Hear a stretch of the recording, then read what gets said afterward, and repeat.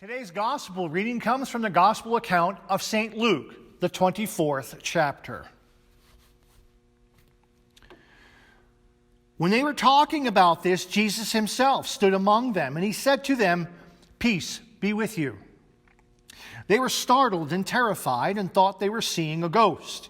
He said to them, "Why are you frightened? And why do doubts arise in your heart? Look at my hands and my feet. See that it is I myself. Touch me and see, for a ghost does not have flesh and bones, as you see that I have." And when he had said this, he showed them his hands and his feet. While in their joy they were disbelieving and still wondering, he said to them, "Have you anything here to eat?" They gave him a piece of broiled fish, and he took it and he ate it in their presence. Then he said to them, "These are my words that I spoke to you while I was still with you, that everything written about me in the law of Moses, the prophets, and the Psalms must be fulfilled." Then he opened their minds to understand the scriptures. And he said to them, "Thus it is written, that the Messiah is to suffer and to rise from the dead on the third day, and that repentance and forgiveness of sins is to be proclaimed in his name to all nations, beginning from Jerusalem. You are witnesses of these things, and see, I am sending upon you what my Father promised. So stay here in the city until you have been clothed with power from on high." The Gospel of the Lord.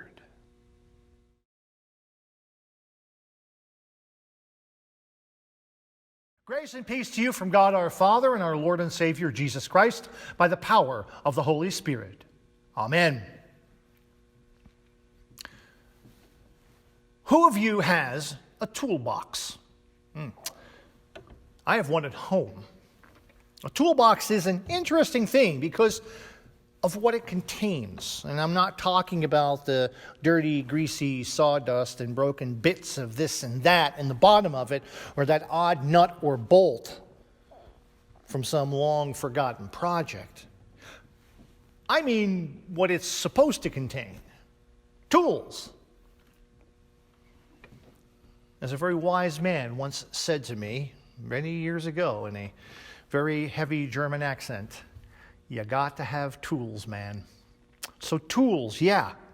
Everything in there is a tool. Yet, not all tools are the same thing.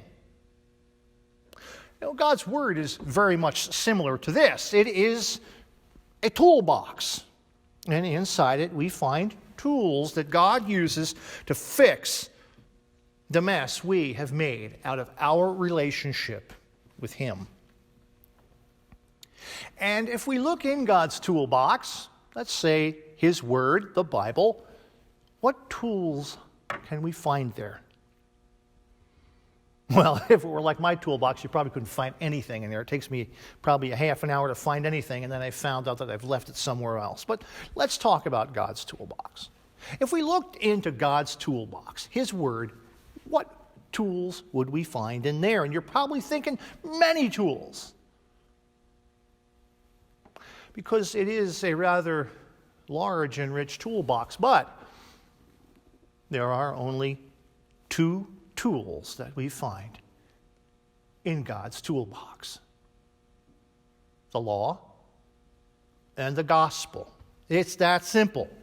Why so few tools in God's toolbox? Well, here's the answer. And I hope my wife isn't listening too closely. A great craftsman doesn't need a lot of tools. Well, what do we have? In one hand, God has the iron hammer of the law and the gospel. The iron hammer of the law. And He uses this to hammer the stony, self-righteous, hardened heart. That's what He does. It smashes and it breaks the prideful heart. God uses the law not to comfort us, but to trouble us. The unrepentant, the prideful, the arrogant sinner needs this, needs to be hammered, must be hammered by God using that iron hammer of the law. Why? Because without it, that prideful, arrogant sinner who wantonly sins with abandon would suffer eternity in hell, secure in his self-righteousness. If the law is misused, however, as a way to supposed righteousness, well, it is as deadly as if it had never been applied. The iron hammer of God. Unless that iron hammer of God breaks your heart and you feel the pain, the full pain of its blows, you will remain in your sin. Even, I dare say, comfortable in your sin. But used as God intended that hammer, the law can work miracles. For once the law breaks our stony hearts, a person will seek a craftsman who can set things right. And it is at that moment that we find in God's other hand a hammer. Oh yes, a hammer, but this one different. Oddly shaped hammer it is, and not made of iron, but made of wood. It is the cross of Christ, whereupon all of our sins have been put to death. Through this hammer of the gospel, God repairs what the hammer of the law has broken and shattered, namely our pride. Our prideful, corrupt hearts, broken by the hammer of the law, God now will repair them with the hammer of the gospel. With this hammer stained with the blood of Christ, God then beats our broken hearts back into shape. Not as we would have them, but as God created them, as God intended them. Hearts that love Him firstly, others secondly, and lastly, ourselves. His craftsmanship in both cases has worked salvation in us, apart from our feeble attempts to do it ourselves, apart from our feeble attempts to even cooperate. God has done it all of God's work completed through law and gospel. He fulfilled the law, Christ Jesus did, when we could not. He paid the price for our sin when we could not. He overcame death that we cannot overcome.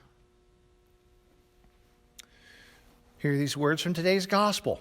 Then he said to them, "These are my words that I spoke to you while I was still with you, that everything written about me in the law of Moses and the prophets and the Psalms must be fulfilled, that the Christ should suffer and on the third day rise from the dead, and that repentance and the forgiveness of sins should be proclaimed in his name to all the nations, starting in Jerusalem." You know, there's probably nowhere in God's word that does a better job of dividing law and gospel than this reading from St. Luke. The full weight of the law is shown to have come crashing down upon the head of Jesus. He died because of it, on our behalf, for us. And yet, through all of his temptations, all of the pain, all of the suffering, he never faltered. He never conceded to temptation. He never turned back.